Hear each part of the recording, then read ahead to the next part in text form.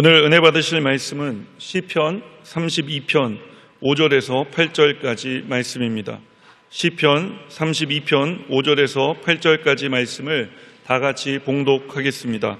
내가 이르기를 내 허물을 야훼께 자복하리라 하고 주께 내 죄를 아뢰고 내 죄악을 숨기지 아니하였더니 곧 주께서 내 죄악을 사하셨나이다. 이로 말미암아 모든 경건한 자는 주를 만날 기회를 얻어서 주께 기도할지라. 진실로 홍수가 범람할지라도 그에게 미치지 못하리이다. 주는 나의 은신처이오니 환난에서 나를 보호하시고 구원의 노래로 나를 두루시리이다. 내가 내 갈 길을 가르쳐 보이고 너를 주목하여 훈계하리로다. 아멘. 인사 나누겠습니다. 오늘은 참으로 좋은 날입니다. 사랑의 주님이 우리와 함께 계십니다. 예수님 안에서 좋은 일이 있습니다. 예수님만이 온 인류의 유일한 희망입니다. 괴로울 때 주님의 얼굴 보라. 평화의 주님 바라보아라. 세상에서 시달린 친구들아 위로의 주님 바라보아라. 눈을 들어 주를 보라. 내 모든 염려 주께 맡겨라. 슬플 때에 주 예수 얼굴 보라. 사랑의 주님 안식 주리라. 힘이 없고 내 마음 연약할 때 능력의 주님 바라보아라. 주의 이름 부르는 모든 자는 힘주시며 늘 지켜주시리. 눈을 들어 주를 보라. 내 모든 염려 주께 맡겨라. 슬플 때에 주 예수 얼굴 보라. 사랑의 주님 안식 주리라. 눈을 들어 주를 보라. 내 모든 염려 주께 맡겨라. 슬플 때에 주 예수 얼굴 보라. 사랑의 주님 안식 주리라. 우리 개인의 문제, 가정의 문제, 생활의 문제, 자녀의 문제, 직장의 문제, 사업의 문제, 모든 문제를 우리 주님께 다 내려놓고 주의 도우심을 간구하는 기도를 드리겠습니다. 우리 대한민국을 위해서, 대한민국의 평화를 위해서, 전 세계가 지금 전쟁 소식으로 뒤숭숭한데 주님 평화의 왕으로 오신 예수님이 이 땅에 참된 평화를 가져오게 하여 주옵소서. 그리스도의 복음이 북한에도 증거되어져서 주의 복음을 통하여 남북이 통일되는 날이 다가오게 하여 주옵소서. 다 같이 기도합니다. 주여, 주여, 주여. 사랑과 은혜와 자비하신 하나님 아버지 간절히 기도드립니다. 주의 평화가 임하게 하여 주옵소서. 절망과 고통과 괴로움이 사라지게 하시고 하나님의 은혜와 축복과 치료와 용서가 우리 개인 가정 생활 다녀 범사에 이어게 하여 주옵소서. 영성으로 함께 예배드리는 모든 예배 초소에 하나님의 은혜가 임하게 하여 주옵소서. 전국의 모든 교회들마다 특별히 개척교회들마다 갑절로 부흥되게 하여 주옵소서. 위정을 통해 함께 예배드리는 일본과 하나님 아버지 베트남 이르기까지 아시아의 모든 나라들이 하나님의 은혜 가운데 복받게 하시고 인터넷과 모바일 통해서 전세계 예배드리는 성도들까지 하나님을 함께하여 주옵소서. 굿TV를 통해서 예배드리는 성도들에게까지 하나님의 은혜를 더하여 주시고 하나님 아버지 모든 주님 성도들에게 하나님의 은혜와 치료가 임하게 하여 주옵소서. 주님의 은혜가 함께하심을 믿습니다. 하나님 TV를 통해서 영상을 통해서 모바일을 통해서 인터넷을 통해서 어느 쪽에서 예배드린 간에 하나님의 은혜가 임하게 하여 주옵소서. 성의 역사 임하게 하여 주시고 치료 역사 임하게 하여 주옵소서.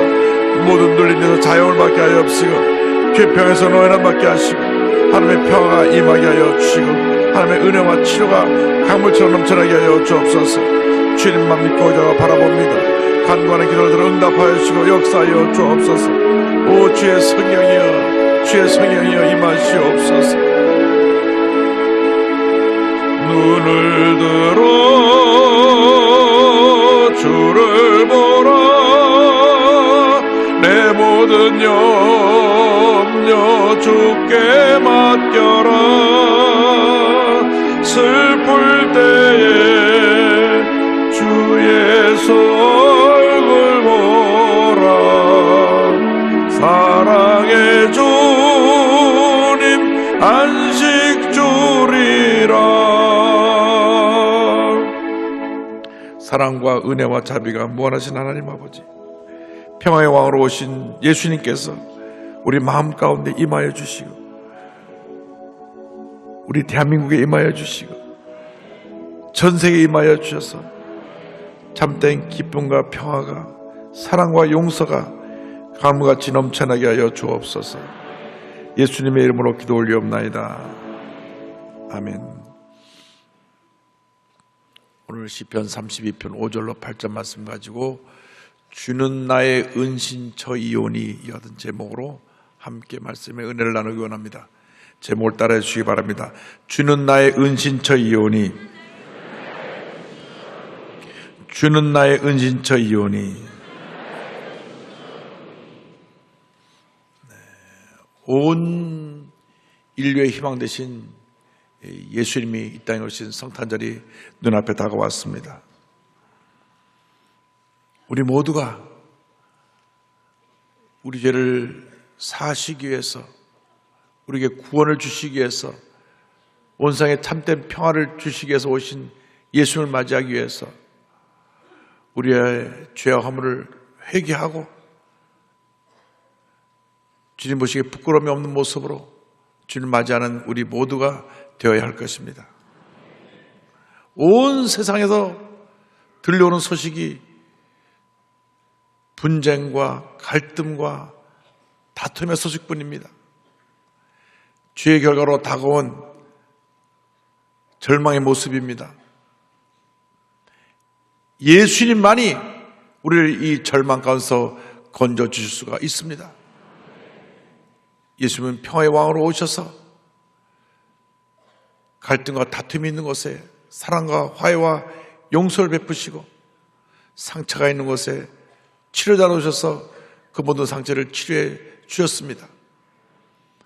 그러므로 우리는 우리의 유일한 구세주가 되시고 우리의 희망이 되신 예수님을 믿고 의지하고 바라보며 나가는 주님의 자녀가 되어야 할 것입니다. 우리는 무엇보다도 먼저 주 앞에 나갈 때 우리의 죄사함을 간구하여야 합니다. 시편 30편 5절은 이와 같이 고백합니다. 내가 이르기를 내 허물을 야훼께 자복하리라 하고 주께 내 죄를 아뢰고 내 죄악을 숨기지 아니하였더니 곧 주께서 내 죄악을 사하셨나이다. 예수님은 죄가 없으신 분이시고 의로우신 분이십니다. 동시에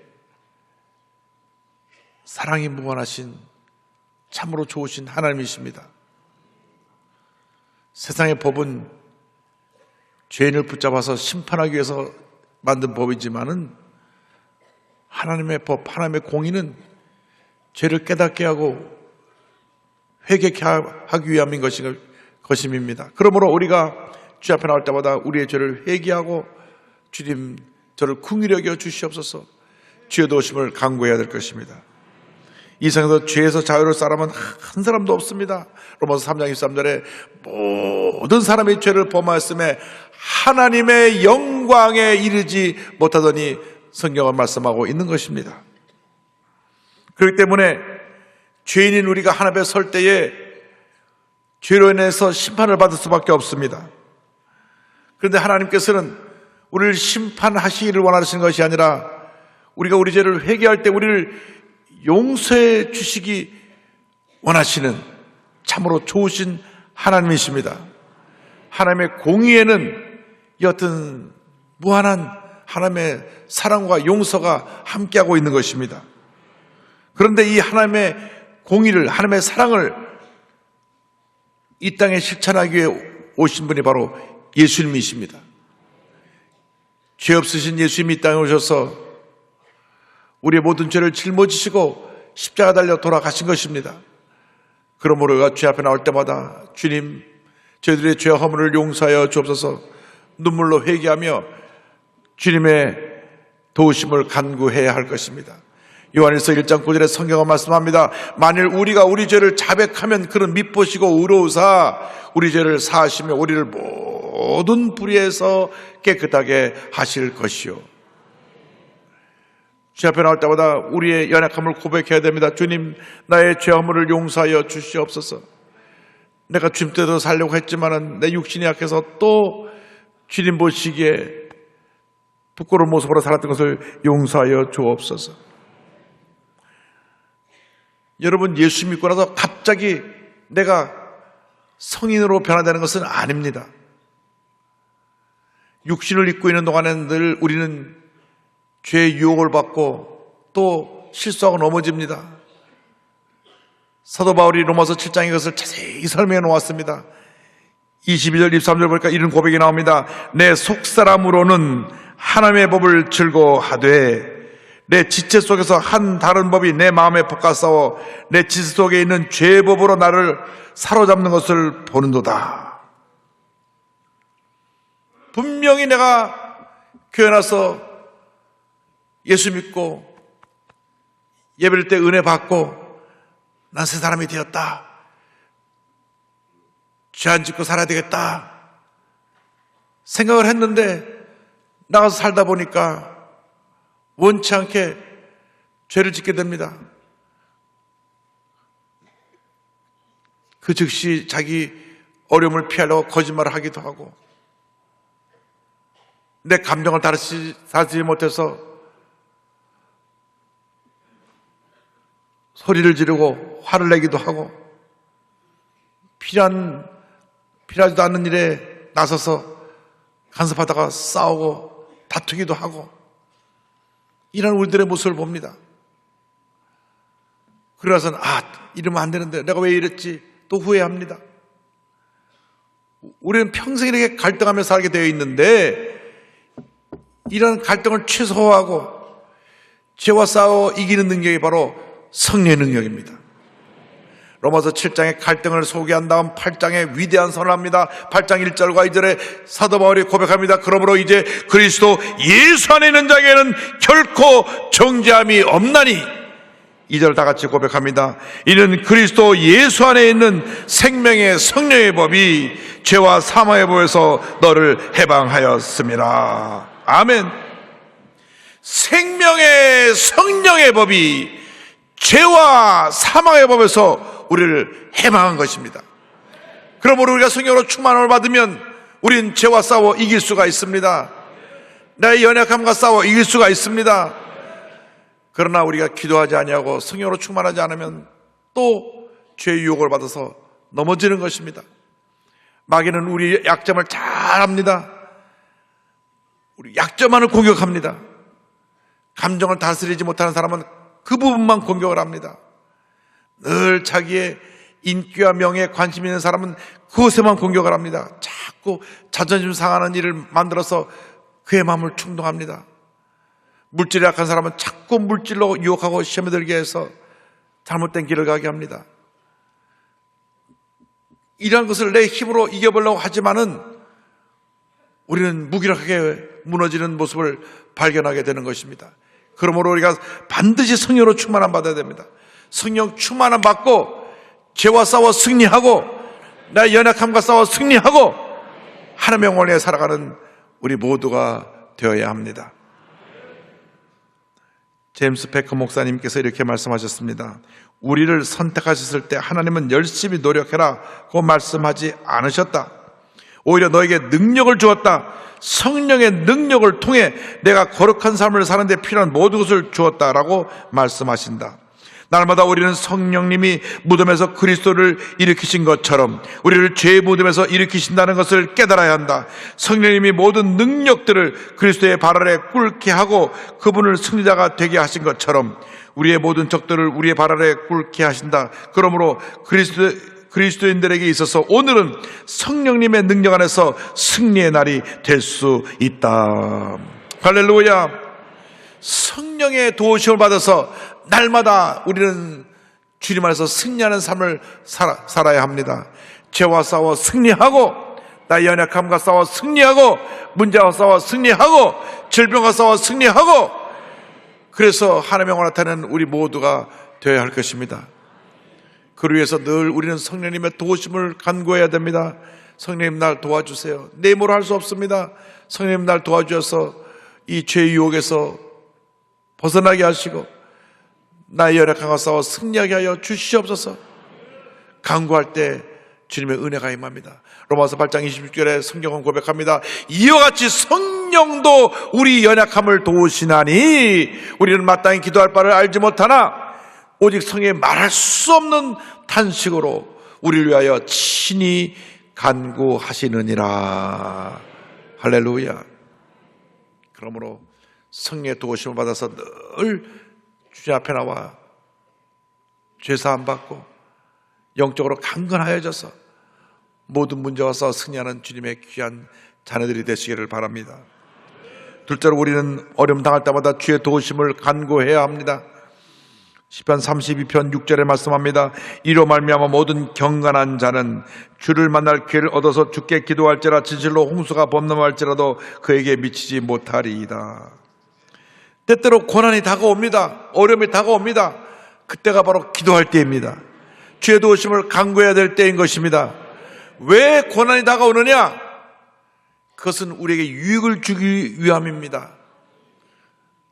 고난은 두 가지 이유로 우리에게 다가오는데 우리가 회개할 것이 있어서 우리를 깨뜨리시고 우리를 낮추시기 위해서 변화시키기 위해서 다가오는 고난이 있고 또 하나는 우리를 훈련해서 더 큰 하나님의 일꾼으로 세우기 위해서 우리에게 고난을 허락하시는 것입니다. 어떤 고난이 다가오더라도 결과는 유익입니다. 내가 죄를 회개하고 돌이켜서 바로 서게 되는 그런 은혜를 입게 되는 유익이고 내가 고난이라는 연단을 통해서 믿음이 자라고 하나님 앞에 위대한 인물로 바뀔 수 있게 되니 그것도 유익인 것입니다. 그러므로 여러분의 고난이 다가왔을 때 그 앞에서 낙심하고 좌절하고 주저앉지 말고 주님 감사합니다. 내가 내 자신을 돌아보고 회개하며 믿음으로 일어나기 원합니다. 주님 함께하여 주시옵소서. 주님 나를 도와주시옵소서. 모든 어려움을 이길 수 있게 하여 주시옵소서. 간구하고 부르짖고 주 앞에 나갈 때 하나님의 은혜가 임하게 되는 것입니다. 기도에 대해서 많은 책을 쓰신 이엠 바운즈 목사님께서 이와 같이 말씀하셨습니다. 하나님께서 인류를 다스리실 때 가장 중요하게 여기시는 것이 바로 기도이다. 하나님께서 인간을 도우시는 방법이 바로 기도이기 때문이다. 기도하지 않는 사람은 하나님의 도우심을 거절하는 것이다. 기도는 자신에게 필요한 것을 자신의 능력으로 얻을 수 없기 때문에 우리가 기도하면 하나님께서 일하기 시작하신다. 중요한 말씀이 있습니다. 우리가 기도하면 하나님이 일하신다고 하는 것입니다. 사람들이 기도하지 않냐고 무슨 일을 시작하니까 자꾸 시행착오가 생기고 실수와 실패가 생겨나게 되는 것입니다. 직장을 선택할 때도 기도 많이 하고 직장을 선택해야 되고, 내가 어떤 사업을 할 때도 기도를 많이 하고 사업을 시작해야 되는데, 무조건 시작하고 나서 어려움에 처하고 나면 하나님 왜 내게 어려움이 다가옵니까? 하는 경우가 종종 있는 것을 봅니다.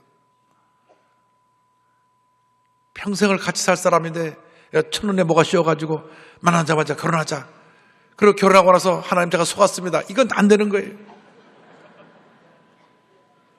기도를 많이 하고 마음에 감동이 온 다음에 결혼해도 평생 사는 동안 찌그락찌그락 하는데, 이거 처음 만나자마자 그냥 뭐가 씌어가고 야 이 사람이다 해가지고 했다가 나중에 파탄 내리는 사람을 많이 봅니다. 그래도 믿는 사람이 결혼했으면 십자가니까 십자가 지고 가야 돼요. 땀만 먹지 말고. 왜 그런 일이 생기느냐? 기도하지 않고 그냥 쉽게 결정하기 때문에, 기도하지 않고 내가 출발하기 때문에 그런 문제들이 생겨나는 것입니다. 그러므로 우리가 매사에 기도를 하고 신중하게 결정을 해야 됩니다. 아침에 일어나서 기도로 하루를 시작하기 바랍니다. 주님, 오늘 주님께서 주신 축복의 날이 밝았습니다. 함께하여 주옵소서. 기도로 잠자리에 일어나서 하루를 시작하고, 내가 사업장에 가면 사업장에 그 자리에 앉아가고 오늘 나의 사업을 주님께 맡깁니다. 기도하고 사업을 경영하고, 내가 직장에 가면 직장에 자리에 앉아서 주님 오늘 하루 일과를 주님께 맡깁니다. 주님 나라로 도와주옵소서. 학생은 학교에 가서, 전문의는 자기가 일하는 그곳에서 먼저 하루 기도하고 시작하면 하나님의 은혜가 강물처럼 넘쳐나게 되는 것입니다. 기도할 때 하나님께서 우리를 모든 환난에서 건져주시고 보호해주시고 은혜를 베풀어 주십니다. 시편 30편 7절에 주는 나의 은신처이오니 환난에서 나를 보호하시고 구원의 노래로 나를 두루시리이다. 91편 2절 3절에 이와 같은 고백이 나옵니다. 나는 야훼를 향하여 말하기를 그는 나의 피난처요 나의 요새요 내가 의뢰하는 하나님이라 하리니 이는 그가 너를 새 사냥꾼의 올무에서와 심한 전염병에서 건질 것이미로다. 출애굽기 15장 2절에 말씀합니다. 야훼는 나의 힘이요 노래시며 나의 구원이시로다. 그는 나의 하나님이시니 내가 그를 찬송할 것이요 내 아버지의 하나님이시니 내가 그를 높이리로다. 여러분, 주님께 기도하고 맡기면 주님이 나의 힘이 되시고 능력이 되시고 도움이 되셔서 우리 앞에 모든 장애물을 다 걷어내 주시고 시온의 대를 펼쳐주셔서 주님의 큰 은혜와 축복이 우리에게 임하게 만들어 주시는 것입니다. 그러므로 여러분에게 주신 이 놀라운 주님의 축복인 기도를 소홀히 하지 말고 늘 기도를 통하여 주님과 교제하고 주님께 모든 것을 맡기고 믿음으로 전진 또 전진해서 승리하는 삶을 살아가는 여러분 모두가 되기를 바랍니다. 기도하는 가정은 하나님이 붙들어 주셔서 자자손손 복되게 만들어 주시는 것입니다. 기도하는 사업은 망하는 적이 없습니다. 왜? 주님이 붙들어 주시니까. 기도하고 나가면 하나님이 그 갈 길을 보여주시고 은혜를 베풀어 주시기 때문에 지금은 눈에는 보이는 것 없고 귀에는 들리는 것 없어도 하나님께서 반드시 모든 것이 합력한 선을 이루게 만들어 주시고 좋은 일이 여러분 앞에 다가오게 만들어 주시는 것입니다. 그러므로 때를 어떤지 뭐든지 기도에 힘쓰는 여러분 되기를 바랍니다. 힘들고 어려울 때 사람들을 찾아다니지 말고 그 시간에 엎드려 기도하고 부르짖으면 응답이 다가옵니다. 기적이 임합니다. 축복이 임하게 되는 것입니다. 그래도 응답이 다가오지 않으면 그때는 기도원에 올라가서 한 3일만 금식하세요. 직장 휴가 내고 사생결단의 마음을 가지고 금식하며 기도하면 그때 큰 은혜가 임합니다. 한 보름은 금식해도 괜찮은 것 같아요. 그 다음부터 조금 힘든 것 같은데 여러분 정말 힘들고 어려울 때는 사생결단하고 금식하며 기도하면 하나님의 기적이 임하는 것입니다. 그러므로 늘 어려울 때마다 여러분의 모든 문제와 어려움을 주님께 갖고 나와 부르짖어 기도하는 여러분 되시기를 주님의 이름으로 축원합니다. 그러면 셋째로 하나님께서 우리의 갈 길을 인도해 주십니다. 30편 8절에 내가 내 갈 길을 가르쳐 보이고 너를 주목하여 훈계하리로다, 이렇게 말씀합니다. 온 우주 만물을 지으시고 다스리는 하나님께서 우리의 갈 길을 인도해 주십니다. 주님께 다 맡겨야 됩니다. 이것을 믿음이라 그럽니다. 믿음이 큰 사람은 다 맡기고, 믿음이 작은 사람은 늘 망설이고 조금만 맡겼다가 더 어려움에 빠지게 되는 경우가 많이 있게 되는 것입니다. 그래서 시편 37편 5절에 내 길을 야훼께 맡기라, 그를 의지하면 그가 이루시고, 성경은 말씀합니다. 잠언서 16장 3절입니다. 너의 행사를 야훼께 맡기라, 그리하면 내가 경영하는 것이 이루어지리라. 얼마나 하나님을 의지하느냐에 따라서 하나님의 축복이 얼마나 우리 임하느냐, 그것이 달려있는 것입니다. 오늘 우리가 오늘 시점에서 나의 과거를 뒤돌아보면 나 일생 살아온 것이 주님의 은혜라는 것을 알게 됩니다. 주님의 은혜 때문에 우리가 여기까지 온 것입니다. 가만 보면 잘못되고 안 된 것은 다 내 탓이에요. 다 내가 욕심부리고, 다 내가 내 감정을 조절하지 못해서 실수한 것들이고, 잘되고 형통하게 된 것은 다 하나님의 은혜예요. 속세된 자녀가 오늘 갑자기 변화돼가지고 훌륭한 사람이 된 것도 하나님의 은혜예요. 밤낮 힘들고 어렵다가 사업이 피어나기 시작하고 잘 되는 것도 하나님의 은혜예요. 좋은 사람 만나서 행복한 가정 이루게 된 것도 하나님의 은혜예요. 다 하나님의 은혜인 것입니다. 그럼 우리 일생 살아가는 동안에 그 은혜를 감사하고 주께 영광 돌리기를 바랍니다. 시편 37편 23절에 이와 같은 말씀이 나옵니다. 야훼께서 사람의 걸음을 정하시고 그의 길을 기뻐하시나니. 주님께서 우리의 발걸음을 이미 정해놓으시고 주님대로 살아가는 우리의 삶을 기뻐하신다는 말씀입니다. 때로 우리가 실수하고 넘어져도 주님이 붙들어 주십니다. 37편 24절에 그는 넘어지나 아주 엎드러지지 아니함은 야훼께서 그의 손으로 붙드심이로다. 야훼께서 그의 손으로 붙드심이로다. 할렐루야. 주님이 붙들어 주세요. 세상 사람들이 붙들어 주는 것은 영원하지가 않습니다. 권력 있는 사람이 잠시 붙들어 줄 수 있어요. 물질 많은 사람이 잠시 붙들어 줄 수 있어요. 그러나 하나님이 붙들어 주신 것은 영원하게 우리의 삶을 놀라운 은혜 가운데로 축복으로 인도해 주시는 붙드심인 것을 믿으시기를 바랍니다. 약속의 말씀 붙잡고 나가면 주님께서 우리와 동행하시며 놀라운 은혜를 베풀어 주십니다. 가나안 정복을 앞둔 여호수아에게 하는 말씀하셨습니다. 여호수아 1장 9절에 내가 내게 명령한 것이 아니냐, 강하고 담대하라, 두려워하지 말며 놀라지 말라. 내가 어디로 가든지 내 하나님 야훼가 너와 함께 하느니라. 너와 함께 하느니라. 할렐루야. 하나님이 함께 하시니 걱정할 것이 없어요. 때때로 인생길이 외롭고 힘들잖아요.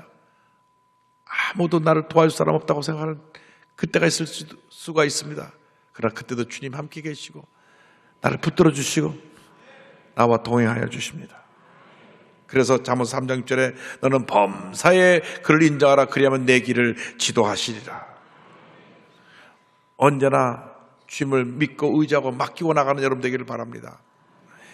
인간이 아무리 지혜로워도 하나님의 지혜에 다다를 수가 없습니다. 그러므로 아예 처음부터 말씀을 깊이 묵상하면서 주님 나에게 갈 길을 보여주시옵소서. 말씀 붙잡고 믿음으로 나가는 것이 바른 길이고 현명한 길인 것입니다. 내가 할 거 이것저것 다 해본 다음에 안 된 다음에 주님 도와주시옵소서 그러지 말고 아예 처음부터 주님 저와 동행하여 주시고 제 갈 길을 인도하여 주시옵소서. 그러면 하나님이 우리 앞에 열린 문의 복을 주시는 것입니다. 내가 문을 하나하나 열려면 얼마나 힘든지 몰라요. 그러나 주님이 함께 하시면 내 앞에 닫혔던 문들도 다 열어주시는 것입니다. 그런데 하나님이 그 삶에 복을 주시면 그 복이 자손 대대로 임합니다. 하나님의 주신 복은 영원하기 때문에, 그래서 우리가 주님께 붙들려 쓰임받는 것이 매우 중요합니다. 가난과 질병 속에 죽어가는 우리 조선인들을 위해서 최고의 의료시설과 학교를 제공한 세브란스 병원의 설립자 세브란스의 간증으로 말씀을 마무리하기를 원합니다. 1859년 세계 최초로 유연이 발견됐을 때 그 석유회사를 통해서 돈을 엄청나게 번 백만장자입니다. 이분이 나중에 락펠러하고 동업을 해서 스탠다드 오일이라고 하는 미국 최대의 석유회사를 만듭니다. 그래서 미국 전체 경제를 움직이는 사람이 되었습니다. 그런데 그는 그 축복을 받았을 때 이것이 하나님께로부터 온 것을 알았기 때문에 그의 고향인 클리브랜드로 돌아가서 나의 남은 여생 이제 주님 주신 이 축복을 나누며 살겠다.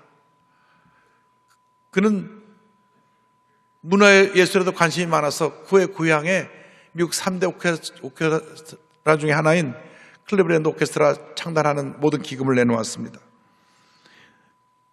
그는 지역 최초의 의사인 아버지와 고원과 빈민병원을 후원한 간호사 출신의 어머니의 봉사정신을 이어받아서 우스터 대학이라고 하는 훌륭한 대학을 세워서 많은 인재들을 양성했고 40여 개의 병원을 건설해서 그 많은 환자들의 치료를 제공했습니다. 이 우스터 대학에서 노벨상을 받은 과학자들이 나오게 됐습니다. 그리고 아예 자선 기금을 만들었습니다. 그의 자선은 후대에 100년이나 앞선 기부 체계를 준비했다는 말을 들었습니다.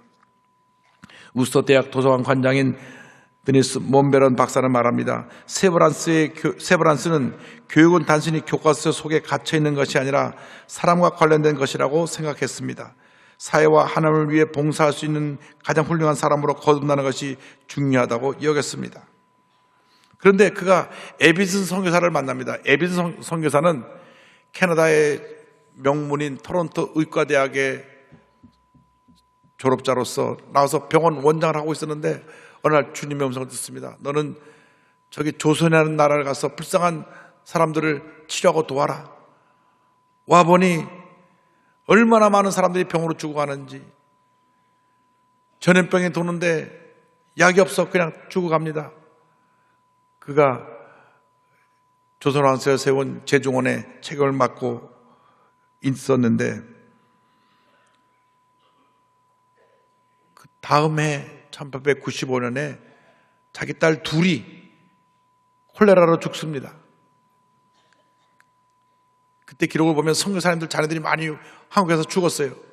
어린아이들이 아직 면역체계가 약하니까 전염병으로 죽었는데 그로 인해서 1899년 안식년을 얻어서 미국에 들어오게 됐을 때 카네기홀에서 선교본부의 요청으로 한국 선교복을 하게 됐습니다.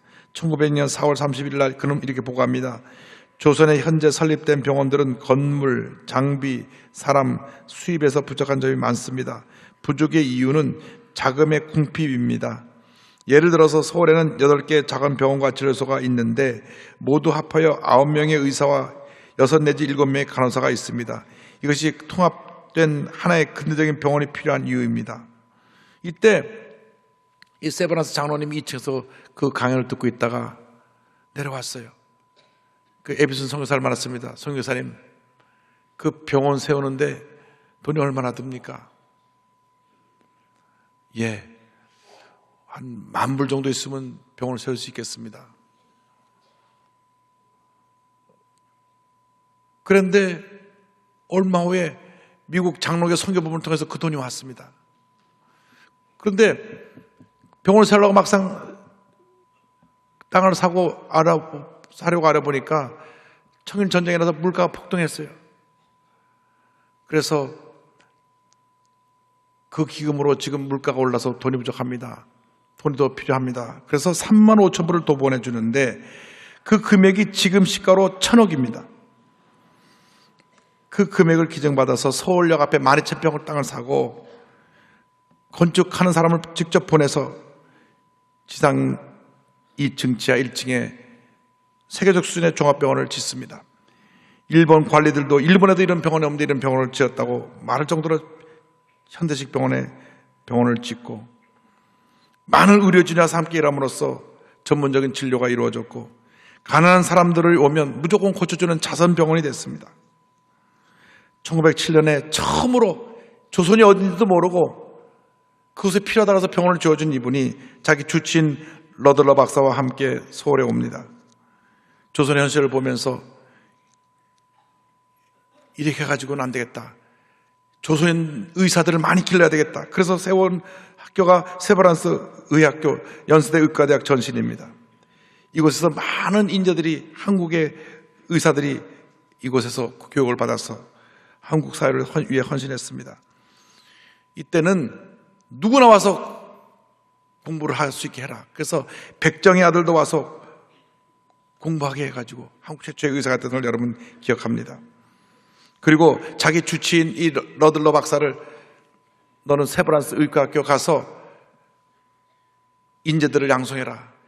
그래서 26년 동안 한국에서 머물면서 많은 제자들을 양성한 훌륭한 교수로서 한국의학교 발전에 큰 기여를 했습니다.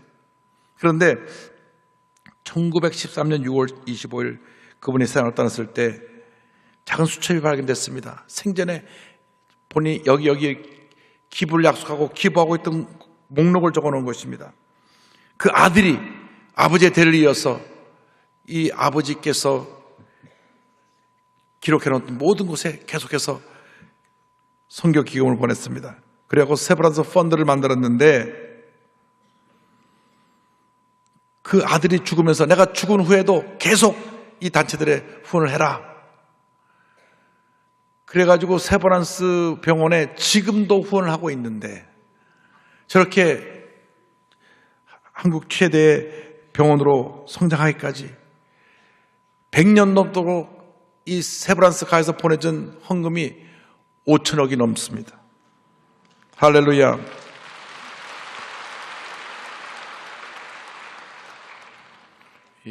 얼마 전에 연세대 우리 원장된 윤도훈 박사님하고 만나서 얘기 들어보니까 목사님 지금도 매년 7천만 원씩 옵니다.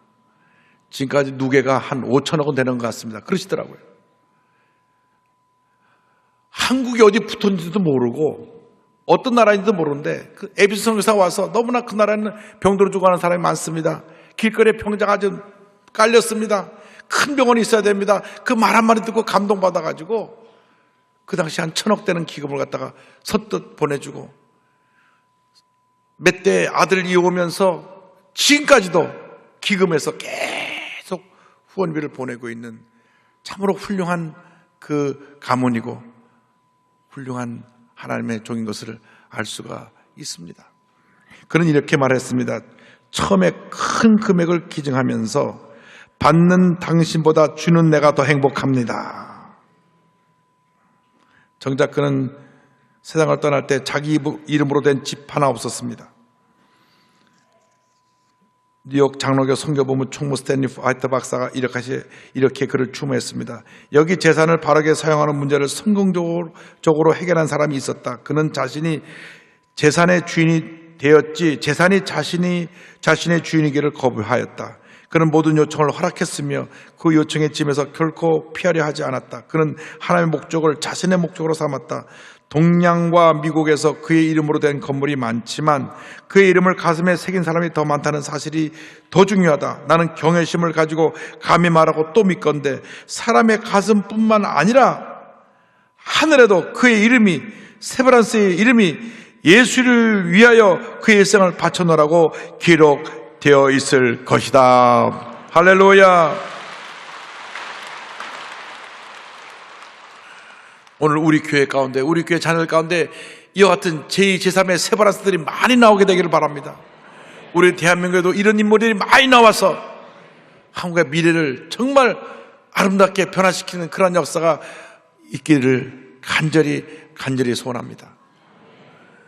우리가 하나님 앞에 바로 서기만 하면, 하나님 앞에 인도함을 받기만 하면, 하나님 뜻에 순종하기만 하면 이 같은 축복이 임하게 될 것입니다. 여러분 모두에게 이 같은 은혜가 임하기를 주님의 이름으로 축원합니다. 축원합니다. 기도하겠습니다. 사랑과 은혜와 자비가 무한하신 하나님 아버지, 우리가 말할 수 없는 은혜와 축복을 받았음에도 불구하고 감사하지 못하고 늘 원망불평하며 살았던 것을 회개합니다. 한국을 알지도 못한 사람이 이렇게 큰 기부를 통하여 한국 의학의 기초를 놓았던 이 놀라운 일을 기억하면서 우리도 예수님의 마음을 갖고 그 같은 삶을 살아갈 수 있도록 주님 은혜 내려 주옵소서.